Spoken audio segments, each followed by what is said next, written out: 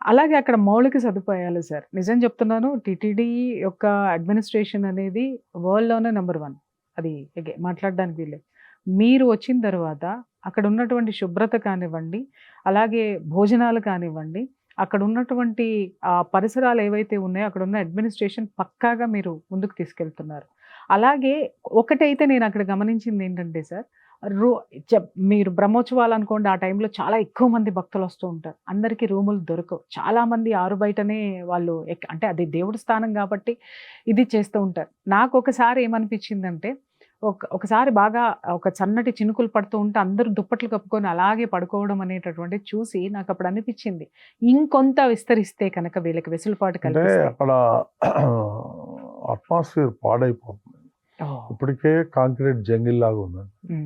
చంద్రబాబు నాయుడు గారు క్లియర్ గా చెప్పారు, ఒక్క రూమ్ కూడా ఎక్స్ట్రా కడతానికి వీల్లేదు, కావాలంటే కిందన అరేంజ్ చేయండి అల్పీర్ దగ్గర, అక్కడ నుంచి ఫ్రీ ట్రాన్స్పోర్ట్ పెట్టండి తీసుకురావడానికి, అంతేగాని పైన మాత్రం దాని యొక్క శానిటరీ పోగొట్టద్దండి అని క్లియర్ ఇన్స్ట్రక్షన్స్ ఉన్నాయి సీఎం దగ్గర నుంచి. అందుకనే 2018లో చంద్రబాబు నాయుడు గారే ఫౌండేషన్ ఇది PSC 5 అని చెప్పి పెద్ద కాంప్లెక్స్ కట్టాం. అందులో 10,000 మంది పడుకోవచ్చు అట్ ఏ టైం. 500 టాయిలెట్లు కట్టాము, 250 లాకర్స్ పెట్టాము, పెద్ద పెద్ద లాకర్. సో అందులో మాక్సిమం అకామిడేట్ అయిపోతుంది దగ్గర క్యూ లైన్. మీరు వచ్చిన తర్వాత జరిగిన అది 2018లో చంద్రబాబు నాయుడు గారు ఫౌండేషన్ వేశారు. మీరు కంప్లీట్ కింద మనం దాన్ని మీరు అన్నట్టుగా నాకు ఇప్పుడు నేను ఇందాక చేయించాం సార్. ఉపరాష్ట్రపతి గారి గురించి ఒక విషయం చెప్పాలి, మీరు మాట్లాడితే గుర్తొచ్చింది. వారు మొన్న దర్శనానికి వచ్చినప్పుడు ఉపరాష్ట్రపతిగా ప్రమాణ స్వీకారం చేసిన తర్వాత తిరుమల తిరుపతి దేవస్థానానికి దర్శనానికి వచ్చారు. వారు చిన్నప్పటి నుంచి కూడా స్వామితోటే ఆయనకి చాలా అనుబంధం ఉంది. ఆయన దర్శనం చేసుకుని వస్తూ మీ భుజం తట్టి మిమ్మల్ని అప్రిషియేట్ చేసి మరి వెళ్ళారు. సార్ ఆ సంభాషణ కొంచెం చెప్పండి. సంభాషణ అది ప్రైవేట్, అది చెప్పకూడదు సార్. ప్రైవేట్ కాదు, ఎందుకంటున్నానంటే ఆయన చాలా గొప్ప వ్యక్తి అండి, మహానుభావుడు. ఆయనకున్న అవగాహన ఎవరికి ఉండదేమో అనిపిస్తుంది ఒకసారి తిరుమల గురించి. ఆయన 10 ఏళ్ళ నుంచి ఉన్నప్పుడు వస్తాడండి. ఆయన ఒకటే మాట అన్నాడు, చాలా చక్కగా చేస్తున్నారు, ఇంత నీట్గా, ఇంత డిసిప్లైన్గా, ఎలాంటి చిన్న ఇబ్బంది కూడా ప్రజలకు జరగకుండా జరుగుతున్నాయి, నాకు ఇన్ఫర్మేషన్ అని కంగ్రాచులేషన్ చెప్పాడు, బాగా చేస్తున్నారు అంతవరకే. ఇంకొక సీక్రెట్ కూడా నేను మీకు చెప్తాను. చంద్రబాబు నాయుడు గారిని ఆయన అభినందిస్తూ మంచి వ్యక్తిని సెలెక్ట్ చేశారని ఒక కితాబు కూడా ఇచ్చారు సార్కి, అవునా కాదా సార్? అసందర్భం కాదు సార్. ఎందుకు నేను ప్రతిదీ అడుగుతున్నాను అంటే, ఇది వేరే వాళ్ళకి యూత్కి ఇన్స్పిరేషన్ అవుతుంది సార్. అంటే భగవంతుడి దగ్గర మీలాంటి వాళ్ళ ఎక్స్పీరియన్స్ చెప్పడం వల్ల వాళ్ళు పెద్ద అయిన తర్వాత లేదా వాళ్ళ గమనంలో ఎలా ఉండాలి, ఎంత నిరాడంబరంగా ఉండాలి. ఇప్పుడు నేను ఎందుకు ఉపరాష్ట్రపతి గారిది తీసి మరీ కొసరు ఎందుకు అడిగాను అంటే, యూత్లో ఒక ఇన్స్పిరేషన్ అనేటటువంటిది ఖచ్చితంగా నిలుస్తారు మీరు. ఓహో, మనం కూడా ఒక బాధ్యత ఇస్తే ఈ స్థాయికి ఉండాలి అనేటటువంటిది. మీరు అన్ని సింప్లిసిటీగా వ్యక్తిగతం అమ్మ పక్కకి పెట్టండి అంటున్నారు సార్. ఇక్కడ మీరు టీటీడీ చైర్మన్ అయిపోయిన తర్వాత ప్రతిదీ కూడా టీటీడీలో భాగమే సార్. కాబట్టి అది ఖచ్చితంగా జనాలకి తెలియాల్సినటువంటి అవసరం ఉంది. నాకు ఎవరికి రాని అవకాశం నాకు వచ్చిందని నేను ఫీల్ అవుతా. పూర్వజన్మలో మా తల్లిదండ్రులు చేసుకున్న పుణ్యం, వాళ్ళు చేసిన పూజలు, నాకు చంద్రబాబు నాయుడు గారు అవకాశం ఇచ్చాడు. దాన్ని ఎలా సద్వినియోగం చేయాలి, దుర్వినియోగం చేయాలంటే 2 చేయొచ్చు, కానీ ఎలా సద్వినియోగం చేయాలి, 10 మందికి మనం ఎలా ఉపయోగపడాలి, 10 మంది దగ్గర మనం మంచి పేరు ఎలా తెచ్చుకోవాలి, సామాన్య భక్తులకు ఎంతవరకు మనం సేవ చేయగలుగుతాము, రాత్రింబవళ్ళు ఈ ఆలోచన తప్ప వేరేది లేదండి. చాలా మంది చెప్పారు సార్, మీరు అక్కడ ఉన్నారు అని అంటే నైట్, ఇందాక మీరే చెప్పారు, నాకు కూడా చాలా మంది చెప్పారు ఏంటంటే, మీరు జనాల్లో కలిసిపోతారు, అక్కడ ఏముంది ఏమి లేదని స్వయంగా పర్యవేక్షించి మరీ తెలుసుకుని అది ఇమ్మీడియట్గా ఎక్కడ ఏం కావాలనేది ఇంప్లిమెంట్ చేయడానికి ఇమ్మీడియట్గా డెసిషన్స్ తీసుకుంటారు అనేది. సార్ ఇంకొక విషయము నాకు నిజంగా చాలా సంతోషం అనిపించింది ఏంటి అని అంటే, కొండ మీద గెస్ట్ హౌస్లు ఉన్నాయి సార్, కొన్ని ప్రైవేట్ గెస్ట్ హౌస్లు. ఇప్పుడు మేము ఎప్పుడైనా సరే, నాకు ఎప్పుడైనా అక్కడ అకామిడేషన్ దొరకకపోతే వాటిలో ఉన్న సందర్భాలు కూడా ఉన్నాయి. అవి ఎవరైతే సంస్థలు కట్టివనివ్వండి, వ్యక్తులు కట్టివనివ్వండి, ఆ సంస్థల పేరు మీద, వ్యక్తుల పేరు మీద ఉన్నాయి. కానీ మీరు వచ్చిన తర్వాత మొత్తం అంతా కూడా భగవంతుడి నామ వాళ్ళు తప్ప. ఒకటండి, అది ప్రైవేట్ ప్రాపర్టీ కాదు, అది టీటీడీ ప్రాపర్టీ. మరి ఇంతకు ముందున్న చైర్మన్ల దృష్టికి అది రాలేదా సార్? ఎవరి ఇంట్రెస్ట్ వాళ్ళది, నాకేం ఇంట్రెస్ట్ లేదు. అన్ని దేవుడి పేర్లు ఉండాలి కానీ సొంత పేర్లు ఉండకూడదు అనేది కాన్సెప్ట్. అది బోర్డు మీటింగ్ లో పెట్టాము. బోర్డు ఏకగ్రీవంగా సపోర్ట్ చేసింది. మేమంతా దేవుడి పేర్లు మార్చేసాము. సింపుల్, దాంట్లో కాంట్రవర్సీనే లేదు. అది ప్రైవేట్ గా ఇప్పుడు నేను బిఆర్ నాయుడు కాంప్లెక్స్ అని పెట్టుకుంటే నాది అది కాదు కదా, అది భగవంతుడిది. అది భగవంతుడి పేరు పెట్టాలా, మనం ఓన్లీ సేవకులమే. మన పేర్లు ఎందుకు అక్కడ? Great words. మనం సేవకులం, సేవకులం అంతే. అది అంతా టీటీడీ ప్రాపర్టీ అండి, స్వామివారి ప్రాపర్టీ. అది ఎవరికి ప్రైవేట్ ప్రాపర్టీ ఎవరికి లేదాడ. కాబట్టి స్వామివారి పేరే ఉండాలని నేను చెప్పేది. ఇంకొక ముఖ్యమైనటువంటిది సార్, అక్కడ అన్య మతస్థులు ఎవరైతే ఉన్నారో వాళ్ళు హిందువుల ముసుగులో ఇక్కడ ఉద్యోగం సంపాదించినటువంటి ఎంప్లాయీస్ చాలా మంది ఉన్నారు. వాళ్ళ వల్ల ఎంత పొల్యూట్ అయింది అనేటటువంటిది ఇంతకు ముందు మేము చూసాం. వైఎస్ రాజశేఖర రెడ్డి గవర్నమెంట్ లో 2004లో చాలా మంది రిక్రూట్ అయ్యారండి. అవును సార్, వాళ్ళ ఇంట్రెస్ట్ వాళ్ళది. నేను గతంలో కూడా చెప్పాను, పేరు వెంకటేశ్వరరావు అని ఉంటుంది, వాడి కింద చర్చ్ మెయింటైన్ చేస్తాడు. ఆ విధంగా అయ్యారు. ఇప్పుడు మేము వాళ్ళని ఐడెంటిఫై చేసి కొండ మీద నుంచి కిందికి పంపించేసాం మొత్తం. అంటే ఎంప్లాయ్మెంట్ తీయలేదు, ఎంప్లాయ్మెంట్ తీయాలంటే దాన్ని కొన్ని రూల్స్ ఉంటాయి. కానీ ఇది చాలా ఈజీ కదా, వాళ్ళ జీవన వృత్తి అలాగే ఉంచారు, దాన్ని మార్చటం వెరీ సింపుల్ సార్. అంతే. ఇప్పుడు వాళ్ళకి విఆర్ఎస్ తీసుకోమని కూడా అడుగుతున్నాము. ఓకే, ఆ ప్రక్రియ నడుస్తుంది. వాళ్ళని కన్విన్స్ చేసి, మన సిద్ధాంతం ఏం చెప్తుంది, పొట్ట మీద కొట్టడం లేదు కదా, కొట్టకూడదు అనేది సిద్ధాంతం మీద పోతున్నాం. వాళ్ళకి కన్విన్స్ చేస్తున్నాం. ఇప్పుడు అట్లాగే వాళ్ళు చర్చలు గిచ్చలు పోతే వాళ్ళకి అంత పెద్ద పెద్ద బొట్లు పెట్టిస్తా, బొట్లు పెట్టుకుని డ్యూటీకి రండి. అవును, ఇది కూడా విన్నాను సార్. మొత్తం అందరికి నామాలే నియమం పెట్టారు, నామం పెట్టకపోతే పొమ్మంటాం కింద. ఎగ్జాక్ట్లీ. అది హిందూ టెంపుల్ అండి, అది హిందువులదేనండి. అది వేరే వాళ్ళు ఉంటానికి వీలు లేదు. మన మాన్యువల్లో ఉంది, టీటీడీ మాన్యువల్లో. సార్ విషయం ఏంటంటే ఇక్కడ హిందూ మతానికి వచ్చేసరికి మన హిందుత్వానికి సంబంధించినటువంటి మాన్యువల్స్ సెక్యులర్లకు అవసరం లేదు సార్.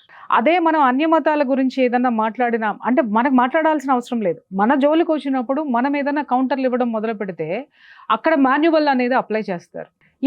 దీన్ని కోఆర్డినేట్ చేయడం అనేటటువంటిది మీకు ఎలా సాధ్యమైంది, నాకు అది ఫస్ట్ చెప్పండి. ఎందుకంటే ఇంతకు ముందంతా వివాదాలే జరిగినాయి, మీరు సింపుల్ గా చెప్తున్నారు వాళ్ళందరినీ కొండదించేసామనేసి. అది అసలు నిజంగా ఎంత ప్లెయిన్ ట్రాన్స్ఫర్మేషన్ సార్ ఇది. ఇప్పుడు ఒకటేనండి, టీటీడీకి ఆదాయం ఎక్కడి నుంచి వస్తుంది? భక్తులు వచ్చి ఉండీలు వేసే డబ్బులు. ఉండీలు ఎందుకు వేస్తారు డబ్బులు? వాళ్ళ కోరికలు, వాళ్ళ యొక్క కానుకలు, దేవుడికి ఇచ్చే కానుకలు సద్వినియోగం చేయాలా? అన్ని మతస్థులను పెంచి పోషించడానికి వాళ్ళు వేసేది కాదు కదా, సింపుల్. ఇక్కడ విషయమో నాకు ఇదే విభేదం అనిపిస్తుంది సార్. ఏంటంటే వాళ్ళు హిందువుల గుడల్లోకి వెళ్ళొద్దు, విగ్రహారాధన చేయొద్దు, వాళ్ళ ప్రసాదాలు ముట్టుకోవద్దు. కానీ హిందూ దేవాలయాల్లో పని కావాలి, అక్కడ డబ్బు మాత్రం కావాలి.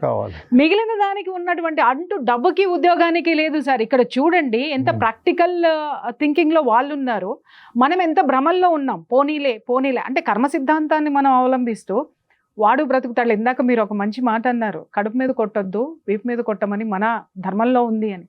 మన ధర్మం ప్రకారం మనం వాళ్ళకి వెసులుబాటు ఇస్తే, కానీ మనల్నే తోసేసి అక్కడ కూర్చుని దౌర్జన్యం చేసేటటువంటి మీ ద్వారా అర్థమైంది సార్. అందుకే భగవంతుడు మిమ్మల్ని ఆ రూపంలో కూర్చోబెట్టాడని నేను కనీసం కొన్ని వందల సార్లు అని ఉంటాను. వ్యతిరేకం కాదు, వాస్తవం. ఓకే, కానీ మన హిందూ దేవాలయాల్లో హిందువులే పనిచేయాలి అనేది ఒక సింపుల్ కాన్సెప్ట్. మనం ఏం పోయి వాళ్ళ చర్చిల్లోనో మసీదులోనో ఉద్యోగాలు అడగట్లేదు, చేయు మనం. వాస్తవం. అంతేగాని వాళ్ళంటే ద్వేషము అదేమి లేదు. నాకు చాలా మంది ఫ్రెండ్స్ ఉన్నారు దాంట్లో, రోజు కలుసుకుంటాం. కానీ అది వేరు, ఇది వేరు. మన జీవన విధానం, మన కట్టుబాట్లు, మన ఇది వేరు, నియమావళి వాళ్ళు వేరు, క్వైట్ డిఫరెంట్. అది చెక్కు చెదరకుండా కాపాడండి. ఎవరో ఏదో మాట్లాడతారు, దాన్ని మనం కేర్ చేయాల్సిన పని లేదు. నన్ను అడిగితే మనం ఏమైతే చేయాలనుకుంటామో అది చేస్తూ పోవటమే, అంతే. ఇక్కడ అందరికీ తెలియాల్సినటువంటి విషయం ఏంటంటే టీటీడీ బోర్డు చైర్మన్ అంటే ఏంటి అని అంటే ఒక భక్తితో అక్కడ విశ్వాసపాత్రుడుగా ఉండడం మాత్రమే కాదు, అక్కడ ఉన్నటువంటి ధర్మాన్ని కాపాడటం, అక్కడ ఉన్నటువంటి సనాతన ధర్మం యొక్క ప్రచారాన్ని, అలాగే దాని యొక్క విలువల్ని కాపాడడం అనేటటువంటి చాలా పెద్ద బాధ్యత. ఇది ఇంతకు ముందు మనము చాలామంది వచ్చారు, ఆయారాం గయారాంలే చాలామందిని చూసాం. కానీ ఇక్కడ జనాలందరికీ, నేను హిందువులందరికీ, హిందూ బంధువులందరికీ చెప్పాల్సింది ఏంటి అనంటే, ఒక వ్యక్తి ఒక శక్తి దగ్గర చేస్తున్నటువంటి సేవలు ఏవైతే ఉన్నాయో వాటిల్ని మనం కూడా గమనించి మన హిందూ ధర్మాన్ని పటిష్టం చేసుకోవడానికి, మనం ముందుకెళ్ళడానికి ఇలాంటి వాళ్ళని మనం ఐకాన్లుగా తీసుకోవాలి. ఖచ్చితంగా మనం తెలుసుకోవాలి. ఎంతసేపు మనం పక్కవాడు ఏం చెప్తాడో వింటాడో అనేది కాదు, మనం ఎంత గమనిస్తున్నామో. ఎందుకంటే మనకు ఒక దిశ నిర్దేశం చేసే వాళ్ళు లేరు ఇంతవరకు కూడా. సో ఇప్పుడు భగవంతుడు ఇగో ఇలాంటి వ్యక్తుల రూపంలో మనకి ఎలా చెయ్యాలి, ధర్మాన్ని ఎలా ముందుకు తీసుకెళ్ళాలి అనేటటువంటిది నిలవెత్తు సాక్ష్యాలు చూపిస్తున్నప్పుడు ఖచ్చితంగా మనం వారిని అనుసరించాల్సిందే. సార్, ఇంకొక విషయం ఏంటంటే, ఈ ధర్మ ప్రచారాన్ని ముందుకు తీసుకెళ్ళాలి అనంటే, ఇప్పుడు మన స్వామి ఆల్రెడీ ఇప్పుడే దేశాలు దాటేశారు. దీన్ని ఇంకా ముందుకు తీసుకువెళ్ళడానికి ఇప్పుడు మీరు చేపడుతున్నటువంటి ఆ యొక్క ఇవి సంస్కరణలు ఏమున్నాయి?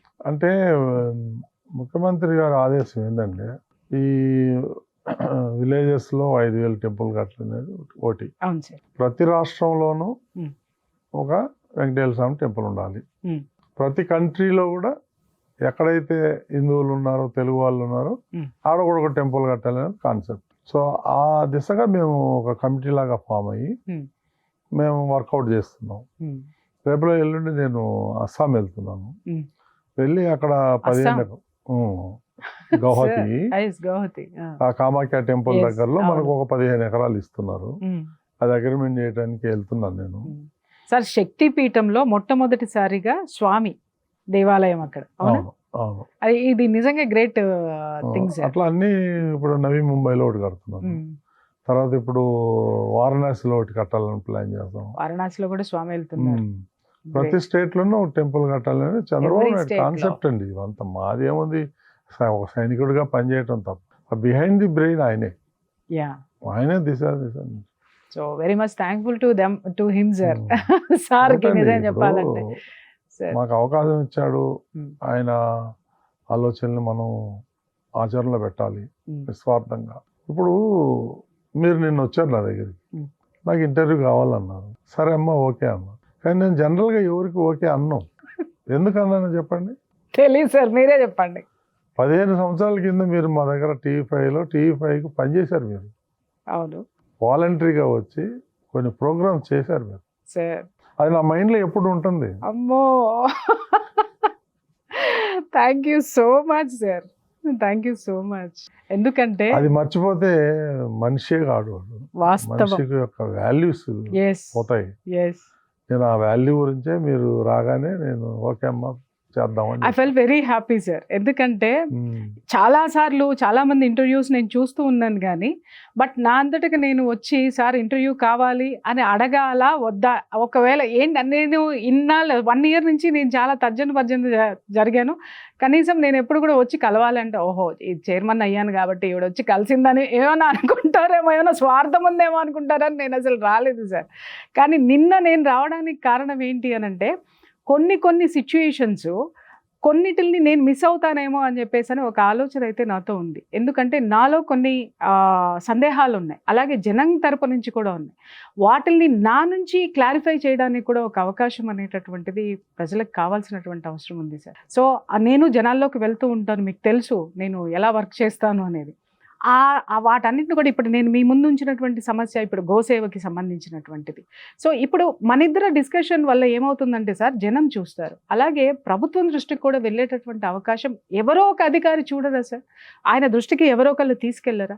సో ఈ స్థితిని చక్కబెట్టడానికి మీలాంటి వాళ్ళు ఒక మూల స్తంభంగా నిలబడినప్పుడు మాలాంటి వాళ్ళకి ఒక ఉత్సాహం. రివ్యూ చేసుకున్నామండి ఈఓ దగ్గర, మేమంతా కూడా సార్ అక్కడ ఉన్నటువంటి గోశాలను ఎట్లా డెవలప్ చేయాలి, తిరుపతి కింద అలిపిరి దగ్గర గోశాల పెద్దది ఉంది, దాన్ని ఎలా డెవలప్ చేయాలి, దానికి ఒక కమిటీ వేయాలి, ఎక్స్పర్ట్స్ కమిటీ పెట్టి వాళ్ళని వెటర్నరీ డాక్టర్ని లేకపోతే అపాయింట్ చేయటం, ఆ గడ్డి క్వాలిటీ చెక్ చేయటం. ఈ మధ్య కర్మ ఏంటంటే కొంతమంది ఆ ఎక్స్పైరీ మెడిసిన్స్ వాడతారండి గోవులకి. దారుణం అండి. ఇవన్నీ పట్టుకున్నామండి మేము. పోతే ఇక మైక్రో లెవెల్లో అబ్జర్వ్ చేస్తాం. సార్ మీ సంగతి మాకు బాగా తెలుసు. ఎందుకు అనంటే మీ దగ్గర నేను వర్క్ చేశాను. ఒక సిన్సియారిటీ ఉంటే మీరు ఎంత గొప్పగా మీరు దాన్ని ప్రోత్సహించి ముందుకు తీసుకెళ్తారు అనడానికి పెద్ద ఉదాహరణ నేను. ఈరోజు నా వాయిస్ జనంలో ఇంత బలంగా ఉంది అనంటే సార్ మీరు మీలాంటి వాళ్ళు నన్ను ఎంత స్ట్రాంగ్గా నిలబెడితేనో, నా మీద ఎంత విశ్వాసం ఉంచితేనో ఈరోజు ఎన్ని ఆటుపోట్లు వచ్చినా తట్టుకుని నిలబడి, మీకు తెలియంది కాదు సార్ ఎన్ని ఫేస్ చేశాను అనేది, తట్టుకొని నిలబడ్డాను అనంటే ఖచ్చితంగా బిఆర్ నాయుడు గారు ఏంటి అనేటటువంటిది అందరికంటే కొంచెం ఎక్కువే నాకు తెలుసు సార్. బికాజ్ సిన్సియారిటీ ఉన్న చోట ఆ సిన్సియారిటీని ఆయన ఏ విధంగా సమాజానికి ఉపయోగపడేటట్టు ఆయన ఎలా మలుచుకోగలడు అనేటటువంటిది నిజంగా తెలుసు. ఫస్ట్ టైం మీకు చైర్మన్ ఇస్తున్నారు అన్నప్పుడు నేను ఒకటే మాట మాట్లాడాను. నేను ఖచ్చితంగా అక్కడ ఒక సంస్కరణ జరుగుతుంది అంటే అందరూ నాకేసి ఒక విధమైనటువంటి నవ్వు నవ్వారు. అంటే మీ నాయుడు గారు కాబట్టి మీరు వెనకేసుకొస్తున్నారా? లేదు సార్, నాయుడు గారు యొక్క సిన్సియారిటీ నేను చూశాను. నా సిన్సియారిటీని ఎప్పుడు కూడా మీరు మా అమ్మాయి అని అందరికీ మీరు పరిచయం చేసేవాళ్ళు. సో ఆ ఎఫెక్షన్ అనేటటువంటిది, ఆ ఎఫెక్షన్ మాత్రమే కాదు, నేను చేసేటటువంటి వర్క్ ఏదైతే ఉందో దానికి పూర్తి స్వేచ్ఛను ఇచ్చారు మీరు. ఎప్పుడు కూడా ఆ స్వేచ్ఛను నేను ఎప్పుడు మిస్యూజ్ చేసుకోలేదు, మీ దగ్గర మిస్యూజ్ చేయలేదు, దాన్ని ఎప్పుడు కూడా నేను ఇది చేయలే. అది ఏదైతే నేను మీలో చూశానో అది ఖచ్చితంగా నాకు అక్కడ కనిపిస్తుంది అనేటటువంటిది గట్టిగా నమ్మిన వ్యక్తిని సార్ నేను. అది ఈ రోజు చూస్తుంటే కూడా నాకు నిజంగా గర్వంగా ఫీల్ అవుతాను నేను ఎప్పుడు కూడా. ఒకటి మీ నుంచి టీటీడీ దేవస్థానం నుంచి ఇది ఇలా ఈరోజు జరిగింది అని అంటే I feel very happy that నాకు ఒక ఫాదర్ అచీవ్మెంట్ చేశారేమో అన్నంత గర్వం నాకు వస్తుంది. ఇందాక మీరు అన్నారు కళ్ళలో నీళ్ళు వస్తున్నారు నాకు మీరు చెప్పాలంటే, ఇంటర్వ్యూ అడగగానే ఎందుకు ఇచ్చాను అని అంటే నువ్వు వాలంటరీగా చేసినటువంటి సర్వీస్ నాకు గుర్తుంది అని. I'm very very much thankful to you. And one more thing sir, మీరు మరిన్ని సేవలతోటి మీరు ముందుకు వెళ్ళాలి. భగవంతుడు మీకు సంపూర్ణమైనటువంటి ఆయుర ఆరోగ్యాలని మీకు ప్రసాదించాలి సార్, ప్రసాదిస్తారు కూడా. అలాగే చివరిగా నా యొక్క అభ్యర్థన ఏంటి అని అంటే, టీటీడీ దేవస్థానం తరపు నుంచి మహిళలకి స్వయం ఉపాధి కింద సంబంధించినటువంటి ట్రైనింగ్స్ ఏమన్నా ఇచ్చేటటువంటి అవకాశం ఉంది. అది ఒక్కటి నేను మీ దృష్టికి ఎందుకు తీసుకొచ్చానంటే, ధార్మిక సంస్థల నుంచి ఒక ట్రైనింగ్ ఏదైతే ఉంటుందో, ఒక డిసిప్లిన్ అనేటటువంటిది వాళ్ళు నేర్చుకున్నటువంటి విద్య మీద వాళ్ళకి కూడా కలుగుతుంది సార్. అలాగే వాళ్ళు ఏ ధార్మిక సంస్థ నుంచి వాళ్ళు అది నేర్చుకున్నారో ఆ ధార్మిక సంస్థ యొక్క గొప్పతనము, ఆ దైవత్వాన్ని ప్రజల్లోకి తీసుకెళ్లేటటువంటి అవకాశం ఉంటుంది. దాని మీద మీరు ఒక రిపోర్ట్ తయారు చేయండి. తప్పకుండా తయారు చేసి నాకు ఇస్తే నేను బోర్డులో పెట్టి దాన్ని డిస్కస్ చేసి దాన్ని ఇంప్లిమెంట్ చేద్దాం. ఇబ్బంది ఏం లేదండి అట్లాంటివన్నిటి కూడా. ఎందుకంటే యూనివర్సిటీలు చాలా ఉన్నాయండి సార్. తిరుపతిలో మొత్తం యూనివర్సిటీలు అన్ని మా కింద వస్తాయండి, టీటీడీ కింద. హాస్పిటల్స్ కానీ అది కానీ ఇది కానీ ఇవన్నీ కూడా మనకి ఉన్నాయి కాబట్టి వ్యవస్థలు ఉన్నాయి. ఇవన్నీ ట్రైనింగ్ అనేది పెద్ద సమస్య కాదు మనకి. కాకపోతే ఎలా చేయాలి ఏంటి తప్పకుండా అనేది మీరు కాన్సెప్ట్ ఇస్తే తప్పకుండా సార్. నిజంగా దట్ ఈస్ నాయుడు గారు ఒక మంచి పని. నేను ఇక్కడ ఉన్నప్పుడు, నేను యాజ్ ఎ జర్నలిస్ట్గా ఇక్కడ ఉన్నప్పుడు కూడా ఏదైనా ఎక్కడైనా ఒకటి నేరం జరుగుతుందో, ఒక అవినీతి జరుగుతుందంటే సార్ ఇది అనగానే నువ్వు ఎలా చేస్తావో చేసుకుంటా, నీ మీద నాకు నమ్మకం ఉందని పంపించేవారు. ఆయన ఒక కాన్సెప్ట్ చెప్పగానే ఎదుటి వ్యక్తిలో దాన్ని పరిపూర్ణం చేయగలిగేటటువంటి కెపాసిటీ ఉందా లేదా అనేటటువంటి దాన్ని ఎస్టిమేషన్ వేయడంలో నాయుడు గారు నిజం చెప్పాలంటే ఆ విషయంలో చాలా చాలా చాలా గొప్ప వాళ్ళని అనుకోవచ్చు సార్. నేను మిమ్మల్ని పొగట్టలేదు, ఉన్న వాస్తవం నేను చెప్తున్నాను. ఒక చిన్న మాట నేను చెప్పాను, స్త్రీలకు ఇలా చెయ్యండి, ఇది 2 సనాతన ధర్మ ప్రచారానికి ప్రచారకర్తలుగా ఉంటారు, వాళ్ళకి జీవనోపాధి కలుగుతుందని ఒక మంచి కాన్సెప్ట్ తీసుకురాగానే ఎలా అయితే ఆయన యాక్సెప్ట్ చేశారో, హిందూ బంధువులందరికీ కూడా చెప్తున్నాను, మేధావులు చాలామంది ఉన్నారు, ఔత్సాహికులు చాలామంది ఉన్నారు, మీరందరూ కూడా నడుం కట్టుకొని ఏదైనా సరే సమాజానికి చెయ్యాలి అని అనుకున్న వాళ్ళకి ఈ ప్రపంచం, ముఖ్యంగా హైందవ ధర్మం యొక్క, సనాతన ధర్మం యొక్క ప్లాట్ఫామ్ ఎప్పుడు కూడా చెప్పండి. ఇప్పుడు అర్చక స్వాములు ఉన్నారు సార్, ఇప్పటి వరకు కూడా కేవలం బ్రాహ్మిన్ కమ్యూనిటీ వాళ్ళే మ్యాక్సిమం. దాన్ని ఇప్పుడు ఏం చేసామంటే 800 మందిని ఎస్సీ ఎస్టీ బీసీ వాళ్ళని ట్రైన్ చేసాం సార్. ఆ మాట నాకు వినగానే ఎంత ఆనందం అనిపించిందంటే దళిత వాడల్లో దేవాలయాలు, ఆ దేవాలయాల్లో వాళ్ళే అర్చకులు అవడం వాళ్ళే వల్ల అర్చకులు. వాళ్ళల్లో భక్తి పెరగడమే కాక విశ్వాసం కూడా పెరుగుతుంది ఈ సార్ కాన్సెప్ట్ భగవంతుడు కూడా చంద్రబాబు నాయుడు గారిది. ఓ అందులో గ్రేట్ ఇందులో ఏమీ డౌట్ లేదు. Great sir. వారి ప్రోద్బలంతోనే వారి అనుమతితోనే ఇవన్నీ చేస్తున్నాం. సార్ ఇప్పుడు మీరు దళితులు వాళ్ళని అర్చకుల్ని చేస్తున్నారు, ట్రైనింగ్ ఇస్తున్నారు, మీకు వేరే ఎవరి నుంచి అయినా ఒత్తిడి ఏమైనా వచ్చేటటువంటి ఒత్తిడి అవకాశం అనేది జీరో అండి. ఎవ్వరు కూడా నా దగ్గరకు వచ్చి మాట్లాడిన సందర్భాలు లేవండి. యాక్సెప్టెన్స్. నేను ఏది అనుకుంటానో చేయాలనుకుంటానో, వీలైతే ప్రతిసారి ముఖ్యమంత్రిని కలవటం కొంచెం ఇబ్బందికరం, ఆయన కూడా బిజీగా ఉంటారు. మ్యాక్సిమం ఆయన్ని కన్సల్ట్ చేసి చేస్తానండి. ఇక that it is an ultimate అంతే. డిసిషన్ తీసుకోముందు మా బోర్డు మెంబర్లతో సంప్రదించి నిర్ణయం తీసుకుంటాం, కలెక్టివ్ నిర్ణయం తీసుకుంటాం. అందులో ఏమాత్రం సందేహం లేదు. సార్ ఇంకొకటి, భోజనం చాలా టేస్ట్గా ఉంది అనేటటువంటిది ఒక ఇది విన్నాను నేను. అలాగే అక్కడ పరిశుభ్రత చాలా పెరిగింది అనేది విన్నాను. సార్ ఇవి ఇంకా ముందుకి మీరు తీసుకెళ్తారు అనేటటువంటి విశ్వాసం మా అందరిలోనూ ఉంది. అయితే ఒక చిన్న విషయం ఏంటి అనంటే, ఏదైతే ధార్మిక సంస్థ ఉందో, స్వామి యొక్క సేవలు ఏవైతే ఉన్నాయో, దళిత వాడల్లోకి ఎలా అయితే తీసుకెళ్లారో, ఇప్పుడు మీరన్నారు యువతని ఎలా అయితే ఎక్కువ మంది వస్తున్నారని అంటున్నారు, ఈ సేవల్లో కూడా యువతని ఎక్కువ మందిని మీరు తీసుకుంటే, యువకుల్ని తీసుకుంటే కూడా చాలా వరకు మన యొక్క సనాతన ధర్మం అనేటటువంటిది ముందు తరాలకి క్యారీ అవుతుంది. దానికి ఒక పెద్ద డిపార్ట్మెంట్ ఉందండి సార్. వాళ్ళు వచ్చి వారం రోజులు 10 రోజులు సేవ చేస్తారు సార్, చేస్తున్నారండి ఇప్పుడు కూడా. అందులో కూడా మ్యాక్సిమం యూత్ వస్తున్నారు ఇప్పుడు, కానీ వెయిట్ లిస్ట్ అండి. అవును సార్, వెయిట్ లిస్ట్ అని విన్నాను, కానీ యూత్ వస్తున్నారు అని అంటే చాలా హ్యాపీ. చాలా మంది వస్తారు, చాలా హ్యాపీ. చాలా యూత్, అమ్మాయిలు అబ్బాయిలు యూత్ మామూలుగా లేరండి. అలాగే సార్ చెప్పండి, అది కూడా చంద్రబాబు నాయుడు గారు దాన్ని ఇంకా పెంచండి, ఈ సేవకులని పెంచండి, ప్రతి డిపార్ట్మెంట్లోని మనం వాళ్ళ సర్వీస్, ఇప్పుడు కిచెన్లో కానీ లేదా సర్వీసింగ్లో కానీ, ఈ లడ్డూలు దగ్గర కానీ, ఇవన్నీ కూడా వాళ్ళు చాలా వరకు సేవ చేస్తున్నారు. క్యూ లైన్ కంట్రోల్ చేయటం, వాళ్ళకి అన్ని ఆహార పదార్థాలు అందివ్వటం, ఇవన్నీ సేవకులే చేస్తున్నారు వాలంటరీగా. సో అలాంటిది ఇంకా పెంచమంటారు ఆయన, గ్రాడ్యువల్గా పెంచుతాం. ఇంకొక విషయం సార్, తిరుమల తిరుపతి దేవస్థానం యొక్క వేద పాఠశాల, ఇవాళ నేను చాలా వేద పాఠశాలలు చూశాను. కొన్ని చాలా సక్సెస్ఫుల్గా రన్ అవుతున్నాయి, కొన్నిట్లో అసలు విద్యార్థులే లేరు అనేటటువంటిది వాపోతున్నారు. యువతలో వేదాల పట్ల, వేదం అంటే ఒక బ్రాహ్మణ్ కులానికి సంబంధించినటువంటి వాళ్ళు మాత్రమే నేర్చుకోవాలి అనేటటువంటి దాని నుంచి అది సామాన్యులకి, ఇతరులకి తీసుకొచ్చి నేర్పించేటటువంటిది ఏదైనా చేస్తే, వేదం ప్రతి ఒక్కడూ తెలుసుకుంటే మన యొక్క దేశము ఇంకా అభివృద్ధి పదంలోకి ముందుకు వెళ్తుంది. ధర్మంలో ఉందండి, దానికి ఒక డిపార్ట్మెంట్ ఉంది, వాళ్ళు చేస్తున్నారు. తిరుమలలో వేద పాఠశాల మీరు చూసారో లేదో?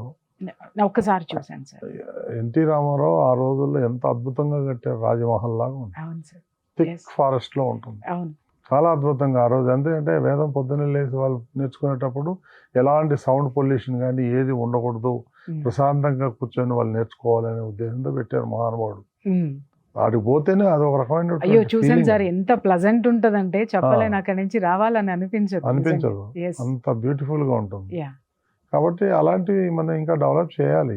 యా సార్, అంటే వేదము జనం, ఇప్పుడు అక్కడ యూనివర్సిటీస్ ఉన్నాయి సార్. ఇప్పుడు నేను అడిగేది ఏంటంటే, టీటీడీ దేవస్థానానికి సంబంధించిన యూనివర్సిటీస్ ఉన్నాయి, అలాగే ఆ విద్యా సంస్థల్లో ఈ వేదాన్ని కూడా ఒక సబ్జెక్ట్ కింద పెట్టేటటువంటి ఆలోచన చేస్తే చాలా బాగుంటుంది. అంటే ఇప్పుడు చాలా మంది రైజ్ అవ్వచ్చు, వేదాన్ని ఎలా పెడతారు, మేము చదవం, మేము చేయమని. సార్ అలా కాకుండా దీన్ని మాండేటరీ కింద చేసేటటువంటి ఆలోచన చేస్తే నిజంగా అందరం కూడా చాలా సంతోషం. ఎక్స్పర్ట్స్ పెట్టి ఆలోచన చేయాలండి సార్. కొన్ని విషయాలు తొందరపడి నిర్ణయం తీసుకోకూడదు సార్. తొందర కాదు సార్, బీజం వేయండి. కాదు, మీరు బీజం వేయండి సార్. అది మొలక ఎత్తడం అనేది ఆటోమేటిక్ గా మీరు అన్నట్టుగా ఈ టైం ప్రాసెస్, ఎక్స్పర్ట్స్ కన్సల్ట్ చేయాలి. యా ఎందుకంటే దాంట్లో ఉన్నది ధర్మం సార్, మతం కాదు అది. సో దాన్ని అందరూ నేర్చుకోవడం వల్ల ఒక పద్ధతి, ఒక క్రమశిక్షణ. మతం ఉన్న తప్పే ఉందండి, ధర్మే మతం కాదు అంటే కాకూడదు. గ్రేట్ వర్డ్ సార్, ఇంత ధైర్యంగా మతం అని చెప్తున్నారు. Really hats off to you. చెప్పుకోవడంలో తప్పేముంది, సిగ్గేముంది, తప్పేముంది, తప్పేముంది. వాస్తవం. సో దీన్ని ముందుకు తీసుకెళ్ళాలి సార్. అది నిజంగా అందరి ఆలోచన కూడా. It's not my own thing. చాలా మందిలో ఉన్నటువంటి ఆలోచన. ఇది కేవలం టీటీడీ మాత్రమే తీసుకురాగలదు. ఒక్క అడుగు టీటీడీ ముందుకేస్తే సార్ మిగిలిన దాన్ని వాళ్ళు ఆలోచన చేద్దాం. అది ఒక్కసారి మీరు దృష్టిలో పెట్టుకుంటారని సార్ అడగగానే నాకు ఇంటర్వ్యూ ఇచ్చారు. చాలా చాలా విషయాలు మాట్లాడారు. ఇంకా మాట్లాడాలని ఉంది కానీ మీ టైం వెరీ ప్రీషియస్. మళ్ళీ ఇంకొకసారి ఎప్పుడైనా నాకు అవకాశం ఇస్తే మిమ్మల్ని పద్దాక డిస్టర్బ్ చేయను. అంతవరకు thank you so much. Thank you.